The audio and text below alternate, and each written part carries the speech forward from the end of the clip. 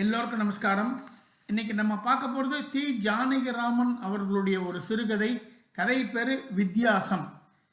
இந்த புத்தகத்தில் 1944 வந்ததாக போட்டிருக்கா.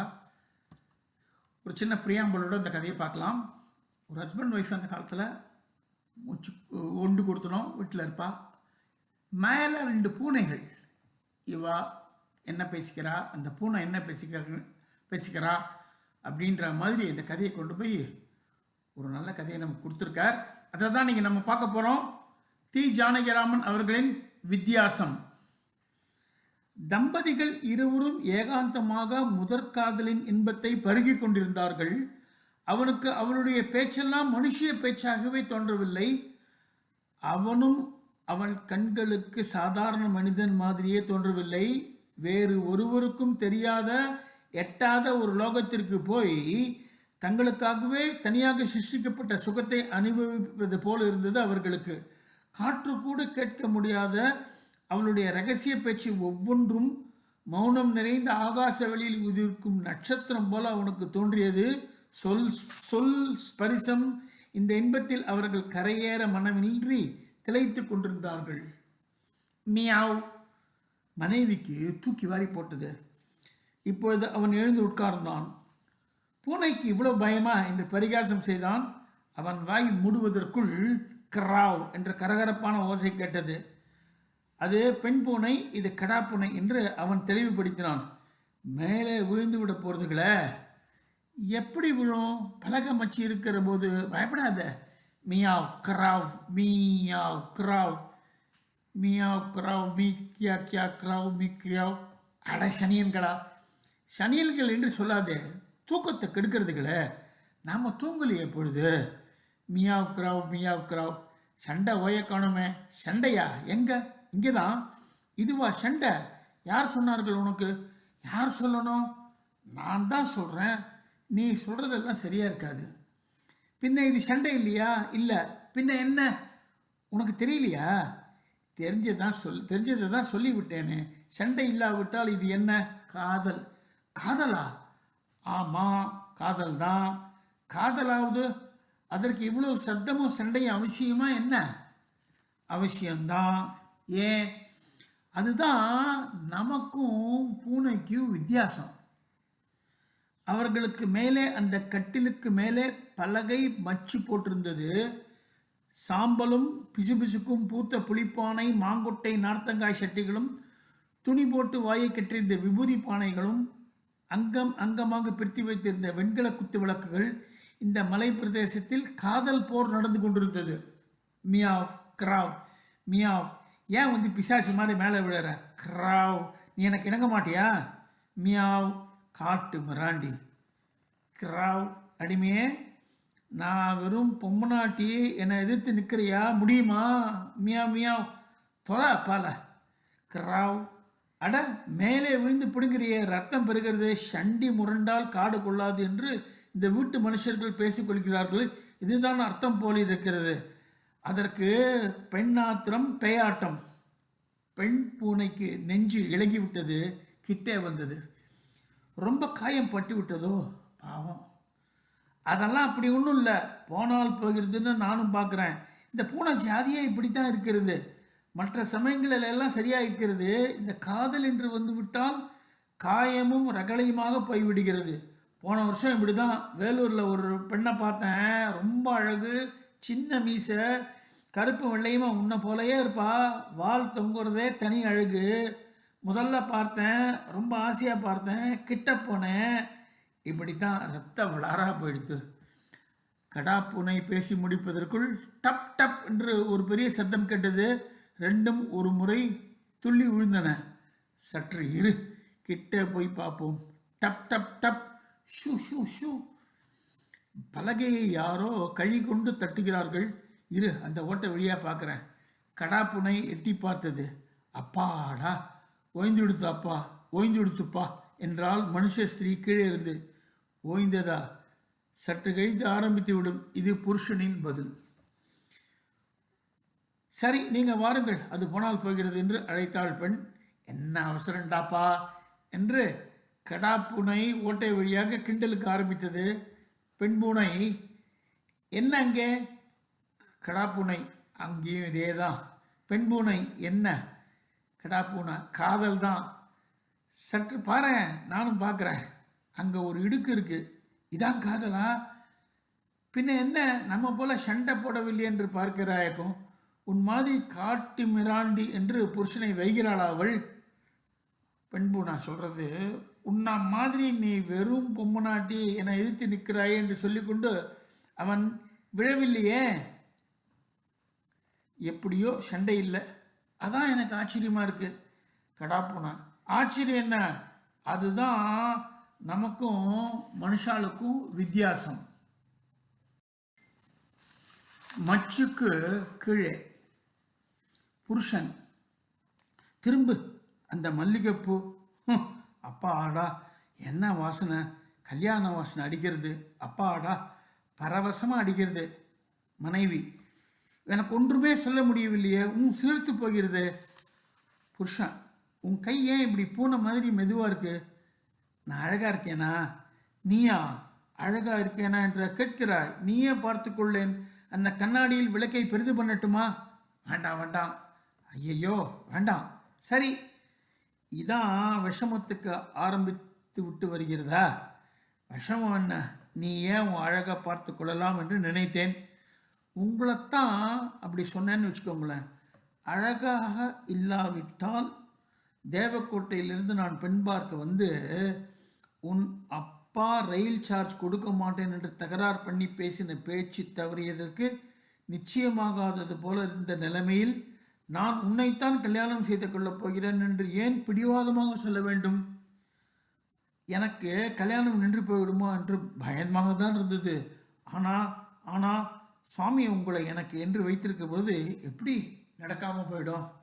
புருஷா, நானும் பிடிவாதமாக தான் இருந்தேன். மனைவி, நான் எங்கேயோ தேவக்கோட்டையில் ஒரு மூலையில் கிடந்தேன். நீங்கள் இந்த ஊரில் இந்த சந்தில் இருக்கேள். நாம் எப்படியோ சேர்ந்தோம். முன்ன பின்ன பார்த்து கொண்டதே இல்லை.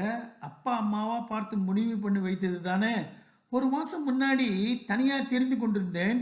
இப்போது ஏன் இவ்வளவு லயித்து கிடக்கிறோம்? நீங்கள் இவ்வளவு அன்பை கொட்டுகிறீர்கள். நான் அவ்வளவு அழகாக இருக்கிறேன். புருஷா, பின்ன வேற யார் இந்த உலகத்தில் அழகாக இருப்பார்கள்?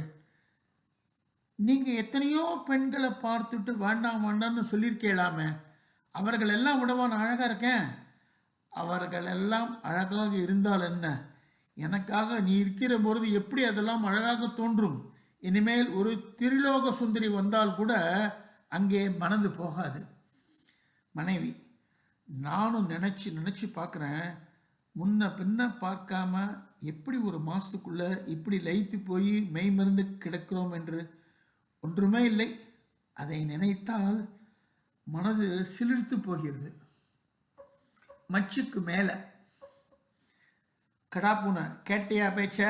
பெண் பூனை, கடாப்பூனை, எனக்கும் என் ஞாபகமாக வருகிறது. என் கதை உனக்கு தெரியாத, ரொம்ப சுவாரஸ்யமாக இருக்கும். போன தை மாதம் வரையில் 2-3 வருஷமாக வேலூரில் தான் இருந்தேன்.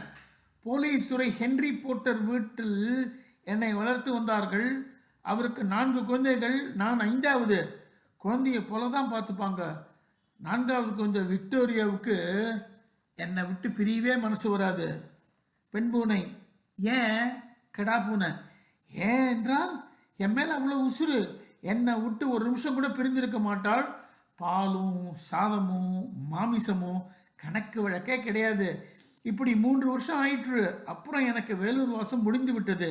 உன்னை வந்து பார்த்து உன்னோடு சேர வேண்டும் என்று இருக்கும் பொழுது வேலூர் வாசம் எப்படி நிலைக்கும்? பெண் பூனை, வேலூரை விட்டு இத்தனை தூரம் தஞ்சாவூருக்கு வருவானேன்? கடாப்பூனை, ஹென்றி போர்ட்டருக்கு 3வது குழந்தை ஜான் போர்ட்டர் என்று ஒரு பயல். 9 வயது இருக்கும் அவனுக்கு. என்னை கண்டா வேப்பக்கட்டியாக இருக்கும். போர்ட்டர் அந்த பயல் சவாரி செய்வதற்காக உள்ளூர் வண்ணானிடமிருந்து ஒரு கழுதை குட்டி வாங்கி கொடுத்திருந்தார். அழுக்கு சுமக்கிற கழுதைக்கு துரை வீட்டு பிள்ளை தூக்கின உடனே திமிர் வந்து விட்டது.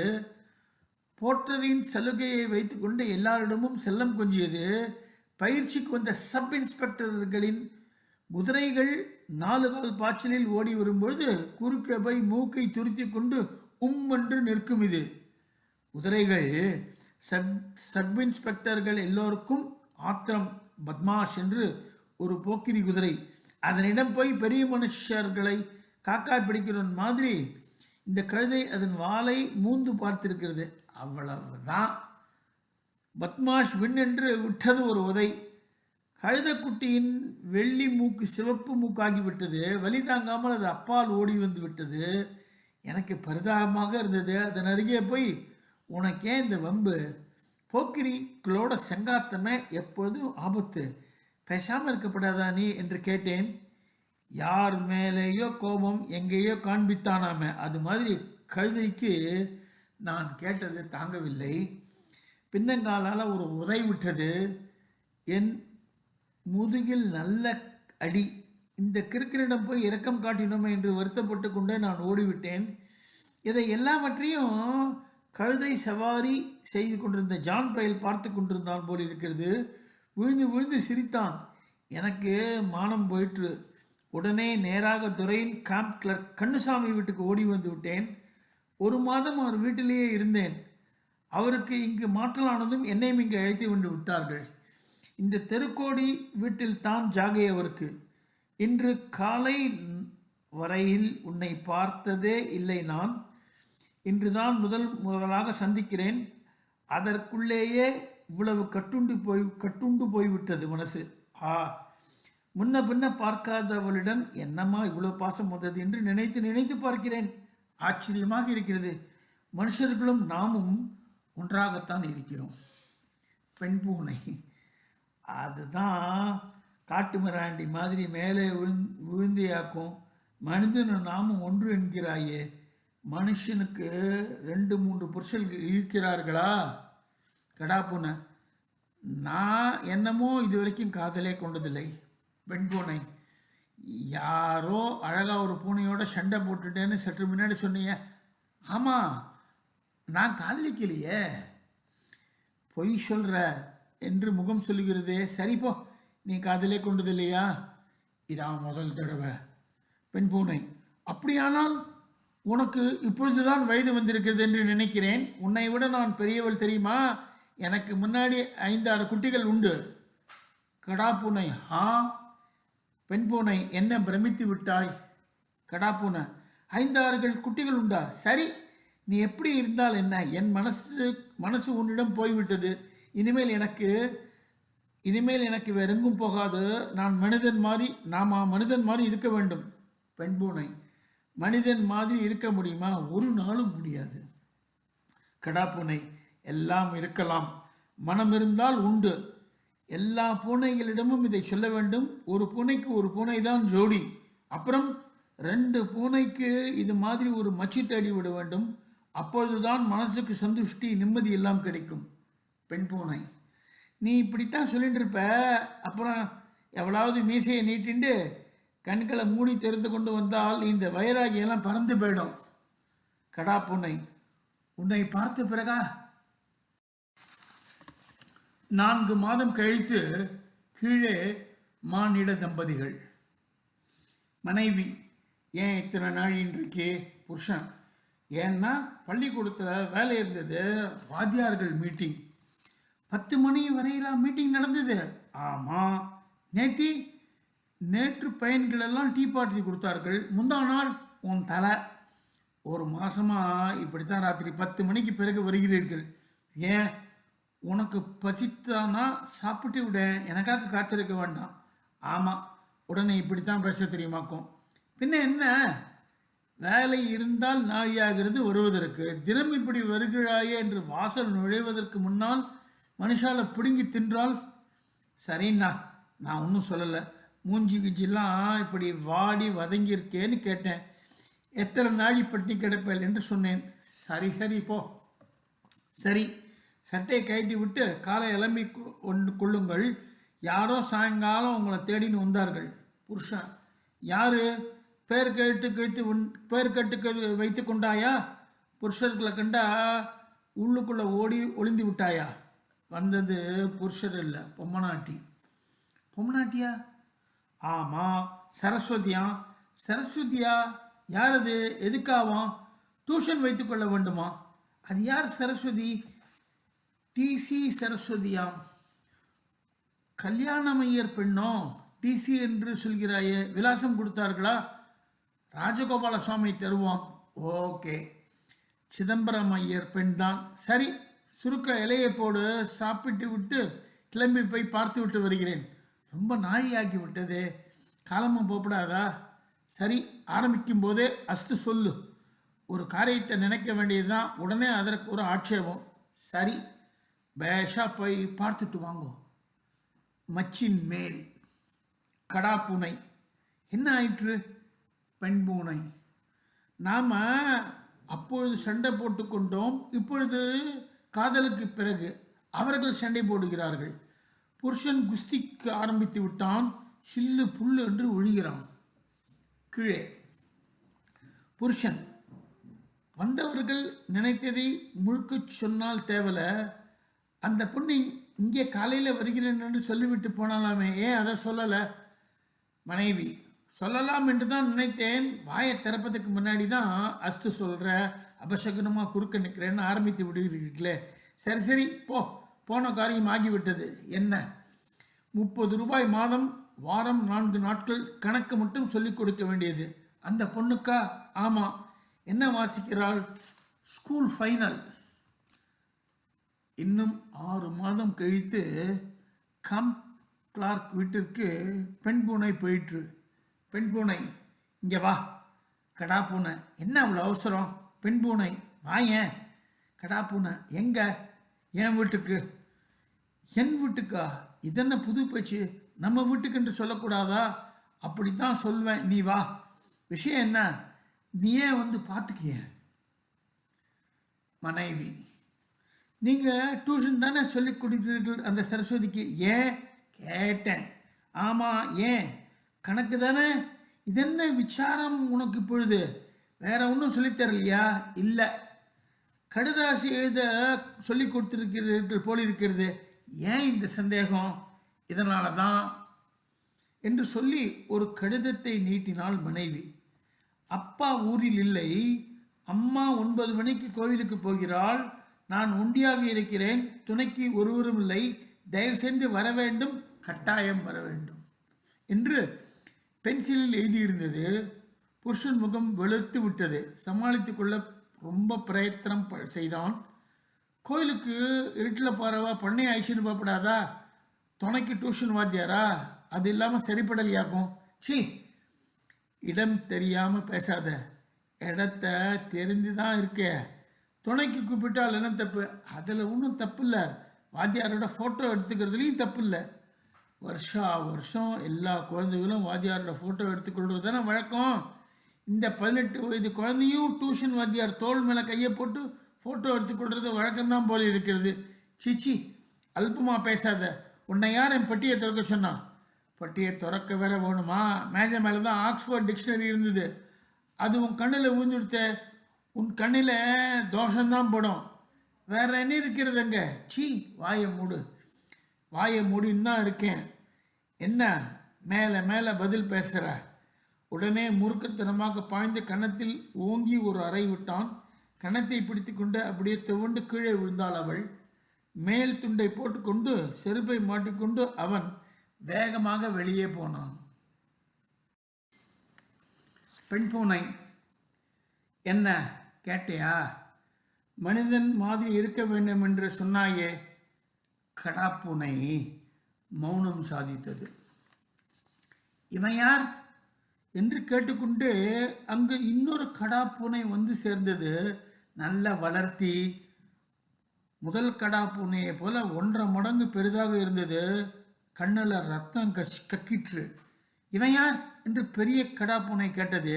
இதுவா? போன வருஷம் வேற காதலே கொண்டதில்லை என்று பொய் சொல்லி இங்கே வந்ததுன்னு சொன்னேன்னு, அதுதான் இது. வேலூர் பூனை. என்னை தவிர வேறு ஒருத்தியிடமும் மனசை திருப்ப மாட்டேன் என்று சபதம் பண்ணிட்டு அந்த ஏகபத்தினி விரதர் என்று ஏளனமாக சொல்லிவிட்டு சிரித்து கொண்டே பெண் பூனை பெரிய பூனையுடன் ஓடிவிட்டது.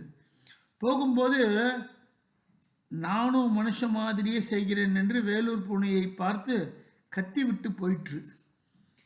வேலூர் பூனை கொதிக்கிற பாலில் நாக்கை வைத்தார் போல அவமானத்தில் துடிதுடித்துக் கொண்டே திரும்பியது. வித்தியாசம். இந்த கதை கிராம ஊழியன் அப்படின்ற ஒரு மேக்சினில் தீபாவளி மலரில் வந்ததா 1944 போட்டிருக்கு. இந்த வருஷத்துக்கு முன்னாடி போய் இந்த கதையை நம்ம ரசிக்கணும். ஒரு விஷயத்தை அவர் சொல்லணும்னு தீர்மானம் பண்ணிட்டார்.